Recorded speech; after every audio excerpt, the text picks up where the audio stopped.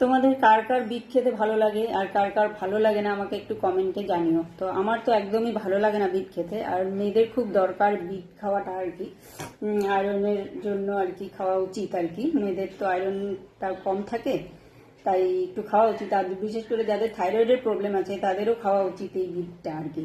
তো আমি কিভাবে খাই বলো তো, আমি প্রথমে এরকম বিটটাকে গ্রেটার দিয়ে গ্রেট করে নিই। গ্রেট করে তারপরে ওটা থেকে রস চিপে চিপে, এই যে আমি এখানে রস চিপে রেখেছি, তো এটা এখন আমি নাক বন্ধ করে গিলে নিব, ফট করে খেয়ে নিব। আর বাকি যে চিবড়াগুলো থাকবে ওটা দিয়ে আমি একটুখানি ওই শাকের মতো করে ওটাকে ভেজে নিই, ভেজে নিয়ে ব্যাস খেয়ে নিই। খেতেও টেস্টি লাগে তখন, ওটা খেয়ে নিই, ব্যাস ভালো হয়ে যায় তখন খেতে। আর আর এটা আমি এখন খাবো। আর থাইরয়েডের প্রবলেম যাদের, তাদের তো খুবই দরকার এটা খাওয়া। তো তোমরা আমাকে কমেন্টে জানো কারা কারা বিট খাও, কারা কারা খাও না, আমাকে একটু কমেন্টে জানো, ঠিক আছে? কাদের ভালো লাগে।